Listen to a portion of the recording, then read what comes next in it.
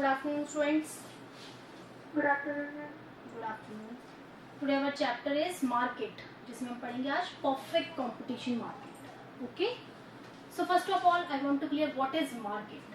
Generally, we just understand with the word market refers to a place where buyers and sellers just sell and purchase goods and services. यानी जहाँ हम उस place को market कहते हैं जहाँ पे खरीदने वाले और बेचने वाले इकट्ठे होते हैं. But now the days the definition of market is change. अब मार्केट की डेफिनेशन चेंज हो गई है. अब किसी रीजन किसी प्लेस से मार्केट अटैच नहीं है. So the relation between the buyers and sellers for the sale and purchase of goods and services is known as the market. अब किसी रीजन किसी एरिया से रिलेटेड मार्केट नहीं है जहां बायर्स और सेलर्स के बीच में रिलेशन पाए जाते हैं बाइंग और selling for goods and services. That is known as the market. तो यानी किसी प्लेस की अब आवश्यकता नहीं है. मार्केट वो पूरा एरिया है, किसी एरिया से बिलोंग नहीं करता. तो मार्केट क्या हो गया? मार्केट वो एक ऐसा एरिया हो गया जहां पर आपके कंटिन्यू रिलेशन पाए जहाँ पे फॉर द सेल और purchase of goods and services buyer और सेलर्स की connectivity is important rather than the place और द रीजन. किसी रीजन और प्लेस की जरूरत नहीं पड़ती है बल्कि वहां पर आपकी कनेक्टिविटी होना जरूरी है. So there are different type of market exist here in the market. बहुत सारे मार्केट्स आप देख सकते हैं.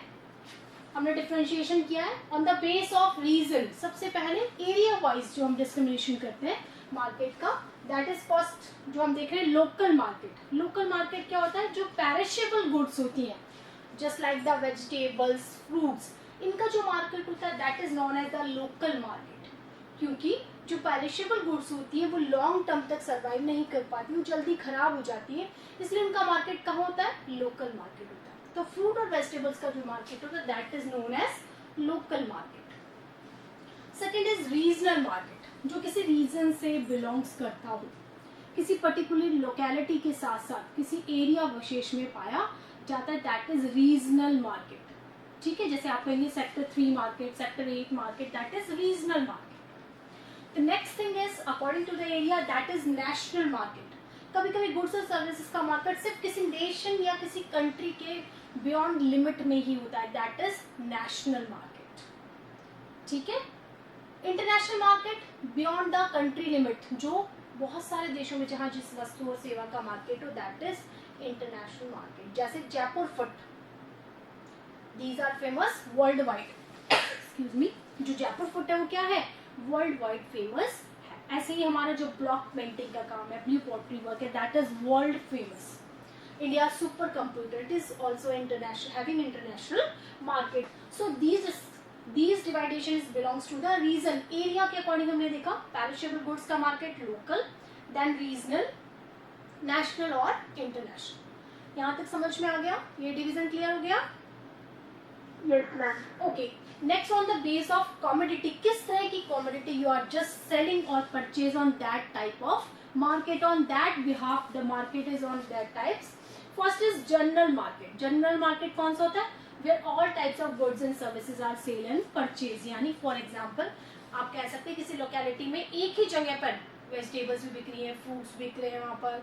ठीक है, वहाँ पर आपकी स्टेशनरी शॉप भी है उस मार्केट में. मान लीजिए जैसे आप 8 सेक्टर का मार्केट देखते हैं, डिफरेंट टाइप ऑफ शॉप्स आते हैं वहाँ पे. शूज मार्केट भी है, शूज की शॉप्स भी हैं, गारमेंट शॉप्स भी हैं. ठीक है, तो वो कैसा हो गया? जनरल मार्केट हो गया. The second market is specific market, जो पूरे मार्केट में एक ही तरह की गुड्स या सर्विसेज सेल की जाती हैं. For example jewellery market. ठीक है, आपने सुना भी होगा कि जो ज्वेलरी मार्केट होता है वहाँ क्या है? पूरा एरिया क्या है? सारे ज्वेलर्स आ गए. ठीक है, जैसे आप जाते हैं शहर में, Johari Bazaar is famous for jewellery market. Johari Bazaar में ज्यादातर ज्वेलर्स की आपको शॉप मिलेगी. ठीक है, तो that is specific market where only one type of goods and services will be sell, जहां पर एक ही तरह की वस्तुएं और सेवाएं बेची जाती है, that is specific market. Next जो मार्केट है सेल थ्रू सैंपल. कुछ ऐसे मार्केट्स होते हैं जिन्हें सेल करने से पहले उस प्रोडक्ट के सैंपल्स लॉन्च किए जाते हैं. कभी कभी आप देखते हैं आपके घरों में फ्री सैंपल्स भी देने आते हैं. जस्ट यूज दिस डिटर्जेंट, इसमें ये इंग्रेडिएंट्स हैं, ये क्वालिटी है, तो आपको फ्री सैंपल देके जाता है. ठीक है, तो कुछ ऐसे मार्केट्स होते हैं they are belongs to for their sale and purchase on samples, वो अपनी सेल के लिए परचेज के लिए सैंपल पर डिपेंड करते हैं. तो these type of market is known as the sale through the sample. Next है सेल थ्रू द ग्रेडिंग. कुछ गुड्स और सर्विसेज ऐसी होती है जिनमें ग्रेडिंग पाई जाती है. ठीक है, ग्रेडिंग का मतलब जैसे फॉर एग्जांपल जो फूड आइटम्स होते हैं उसमें हम देखते हैं स्टैंडर्ड मार्क होता है, Agmark is there. Electronic market जो होता है उसमें आप देखते हैं ISI mark is there. Jewellery पे हॉल मार्क इज देयर. तो हमने उसको ग्रेडिंग दे दी कि फूड आइटम पे ये जो एग मार्क का निशान होना चाहिए, that is give the standard. ठीक है, उसको मेजरमेंट स्टैंडर्ड दिया जाता है. ऐसे ज्वेलरी पे हॉल मार्क दिया जाता है. So some goods are belongs to the grading. तो उन्हें क्या कर दिया, ग्रेडिंग. जो हॉलमार्क की ज्वेलरी है वो उसे कहते हैं कि बहुत ऑथेंटिक ज्वेलरी मानी जाती है. तो इस तरह से ग्रेडिंग मार्केट भी. So these market are classified on the behalf of the commodity. ये दोनों समझ में आ गया आपको? Yes, ma'am. यहाँ तक कोई दिक्कत? No, ma'am. Okay. Next we are discuss about according to the time. ये थोड़ा सा आपका कोर्स में भी है, उसमें 6 मार्क्स का क्वेश्चन आता है, तो इसको बड़े ध्यान से पढ़ेंगे आप. According to the time, as you generally know in economics 4 types of time year. हम प्रोडक्शन करते समय 4 तरह के टाइम की स्टडी करते हैं. That is very short period, long period और वेरी लॉन्ग पीरियड. अब मैं आपको इसको डिस्क्राइब करती हूँ कि ये क्या है.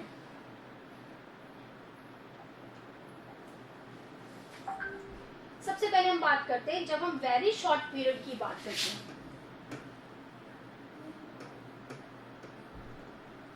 वेरी शॉर्ट पीरियड नाम से पता चल रहा है जहां लिमिटेड टाइम है.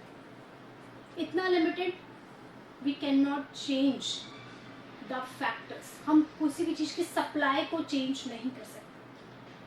We just change the demand. आप डिमांड कर सकते हैं, डिमांड इंक्रीज भी हो सकती है, डिमांड डिक्रीज भी हो सकती है, but supply is constant in this market. क्योंकि इतना शॉर्ट पीरियड होता है, you can not supply the goods and services. For example जैसे इंस्टेंट रिपोर्ट पर. ठीक है, फॉर एग्जाम्पल हम यहाँ पर लेते हैं कि मान लीजिए मैं आपसे कहूँ बहुत शॉर्ट नोटिस में क्लास में पहुंची, मैंने कहा आज मैं तुम्हारा इस चैप्टर का टेस्ट लेती हूँ. तुरंत अभी कॉपी खोलो, अपनी टेस्ट कॉपी निकालो. क्या करेंगे आप? You are not prepared for that. क्या करेंगे? आपको कोई प्रिपरेशन नहीं है और मैंने कहा I just want to take a surprise test. What is your reaction? क्या रिएक्शन होगा आपका? क्या रिएक्शन होगा? मैम ये बहुत कम टाइम है अभी. बिल्कुल, you just keep a mind कि ठीक है मैम मार लेगी, हमारी तो तैयारी नहीं है मैम, हम तो नहीं देंगे टेस्ट, चाहे आप हमारी पिटाई कर लो. ठीक है, ऐसे शॉर्ट नोटिस पे बड़ा मुश्किल होता है. फॉर एग्जाम्पल कि मान लीजिए आप किसी प्रोड्यूसर को ऑर्डर दे के आते हैं कि कल सुबह तक मुझे 1 लाख पैकेट चाहिए, मैं आपको इतनी 4 टाइम्स ज्यादा पेमेंट करूंगा. क्या प्रोड्यूसर सप्लाई कर पाएगा? No, ma'am. नहीं कर पाएगा, because time is so limited. Time इतना कंसर्न दिया आपने कि सुबह, इवनिंग में तो सुबह. अब उसके वर्कर्स भी चले गए, वो कैसे काम करेगा? अगर वर्कर्स रहते तो ओवर टाइम करा लेता शायद, तो भी वो इतने पैकेटेस की सप्लाई नहीं कर सकता था. So very short period is a period of time where supply is constant. Supply क्या होती है? कांस्टेंट होती है. Demand is changeable. Demand increase भी हो सकती है, डिमांड डिक्रीज भी हो सकती है. So in very short period, the prices are affected by the demand. यहाँ क्योंकि सप्लाई कांस्टेंट है तो प्राइसेस पे सप्लाई का कोई इफेक्ट नहीं है. किसका इफेक्ट है? डिमांड का. इसको हम एक डायग्राम से देखेंगे. It is OX axis, it's OY axis. I am taken demand and supply on OX axis.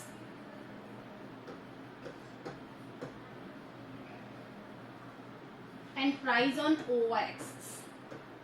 ठीक है, मैंने OX एक्सिस पे डिमांड सप्लाई लिया और प्राइसेस को OY पे लिया. अभी मैंने आपसे कहा the supply is constant during the very short period. So supply is parallel to OY axis. It's your supply curve which is parallel to OY axis. It shows the constant supply of goods and services. जो हमारा ये SS हम supply curve देख रहे हैं वो क्या है? OY एक्सिस के पैरेलल है, which shows the constant supply. And this is your demand curve downwards. In short period demand increases, increase हुई तो बढ़कर यहाँ पहुंच गए, right in shifting. And if your demand decreases we have to shift on leftward. Where demand equals to supply, ये आपकी prices decide. If demand increases, price increases. If demand decreases, prices decreases. But supply remain constant. ठीक है? So very short period of time is a time where supply is constant and demand is changeable. Here price is affected according to the demand. यहाँ prices में जो change आ रहे हैं वो demand के according है. ठीक है, ये समझ में आ गया? Yes, ma'am. इसमें कोई दिक्कत? No, ma'am. ओके. जो सेकंड है हमारा that is short time. That is short time period. हमने पहले पढ़ा वेरी शॉर्ट. वेरी शॉर्ट में क्या, there is little bit no changes in supply. Supply करके आपका कांस्टेंट है. लेकिन शॉर्ट टाइम में some factors are variable and some are constant. So supply is less elastic. Changeable है लेकिन कम उसमें change पाया जाता है. अगर हम इसको डायग्राम से देखेंगे, this is OX axis. I am taking demand and supply on this axis.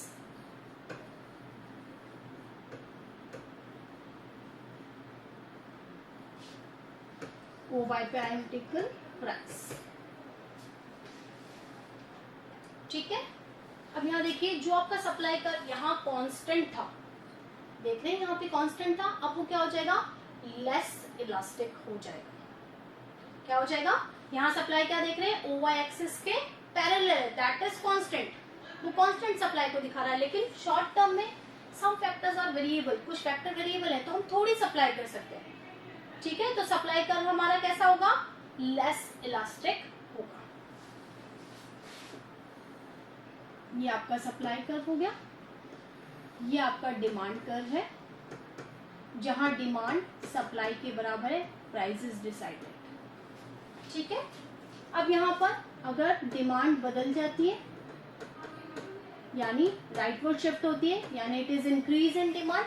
अगर डिमांड इंक्रीज हो जाती है तो प्राइजेस, यहाँ डिमांड और सप्लाई बराबर है. Now the prices fix on P1. अब प्राइजेस कहाँ फिक्स हो रहे हैं, P1 पर फिक्स हो रहे हैं. और यदि डिमांड डिक्रीज हो जाती है D2, अब इस पॉइंट पे पहले E1 पे था, फिर E1 पे इक्विलिब्रियम था, अब E2 पे इक्विलिब्रियम है. यहाँ डिमांड सप्लाई के बराबर है तो प्राइजेस P2 फिक्स होंगे. ठीक है. यहाँ पर क्या देख रहे हैं हम कि जो क्वांटिटी ऑफ सप्लाई वो थोड़ी सी चेंज है, तो यहाँ पर प्राइसेस पर डिमांड का इफेक्ट अभी भी सप्लाई से ज्यादा रहेगा. ठीक है, ये समझ में आ गया. वेरी शॉर्ट और short period. Yes, ma'am. Okay. अब देखिए हम इसका एक्सप्लेनेशन कैसे करेंगे, क्योंकि मैंने अभी आपसे कहा ये 6 मार्क्स का क्वेश्चन आ जाता है. जैसे क्वेश्चन इस तरह से आ सकता है, explain the different type of market on behalf of time. Time के बिहाफ पर कितने तरह के मार्केट होते हैं. तो आपने सबसे पहले कहा वेरी शॉर्ट पीरियड, तो आपने पहले डेफिनेशन लिखी, it is the time period where supply is constant and demand is changeable. So prices change according to the demand. If demand increases, price increases. If demand decreases, price decreases. Here the supply curve is parallel to OY axis. अब इसका आपने जब समझा दिया, इसका explanation लिखेंगे. आपने diagram बनाया, उसके नीचे एक्सप्लेनेशन लिखेंगे. We have taken demand and supply on OX axis and price on OY axis. SS देख रहे हैं आप चाहे तो मैं इसको बता भी सकती हूँ आपको लिखकर. यहाँ पे क्या देख रहे हैं आप, SS is a supply curve which is constant and parallel to OY axis. देख रहे हैं ये OY एक्सिस के क्या है, parallel. So SS is a demand curve which is parallel to OY axis which shows the constant supply. DD is a demand curve downwards which shows the negative relation between the price and demand. of the commodity.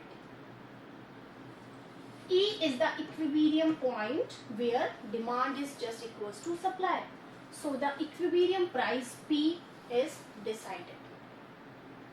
If demand increases from D to D1 and the curve shift to rightward, curve कहाँ shift हो गया? Right. Now the equilibrium is on E1 point where demand is just equals to supply. So the prices increases from P to P1. And if the demand is decreases and the demand curve shift from DD to D2, it is leftward shifting. ये कैसी shifting हो गई? Leftward. Now the equilibrium is on E2 point. Equilibrium कहाँ है? E2 point. ठीक है? Now the price is decided P2. ठीक है? इस तरह से कर लेंगे आप. एक्सप्लेनेशन कर लेंगे. Yes, ma'am. इसका और देख लीजिए आप इस तरह से. शॉर्ट टर्म का भी देख लीजिए कैसे एक्सप्लेनेशन करेंगे. सेम वही तरीका रहेगा. We have taken demand and supply on OX axis and price on OY axis. SS is a supply curve which shows the less supply elasticity. ठीक है? DD is a demand curve which is downward, shows the negative relation between the price of the commodity and quantity demanded. E is the equilibrium point where P prices are decided. If the demand increases and the demand curve shifted to the rightward from DD to D1 and D1, अगर demand increase हो गई तो हम कहाँ shift हो गए? Rightward shift हो गए. अब हमारा डिमांड कर्व क्या हो गया? D1. Now is equilibrium on E1 point. अब इक्विलिब्रियम कहाँ है? E1 point where P1 prices are decided. If the demand decreases और अगर डिमांड डिक्रीजेस होती है and we shift to the leftward from DD curve to D2 curve. Now the equilibrium is on E2 point where P2 prices are decided. ठीक है? कर सकते हैं. Explanation समझ में आ गया आपको? एक्सप्लेनेशन में कोई दिक्कत? No, ma'am. कर लेंगे एक्सप्लेनेशन. Yes. यहाँ तक कोई दिक्कत नहीं है? No, ma'am. क्लियर है यहाँ तक? Yes, ma'am. ठीक है. अब हम बात करते हैं, ये दोनों पीरियड हो गए. हमने पहले बात की very short time period where time is limited, so supply is constant. Supply is constant and the supply curve is parallel to OY axis.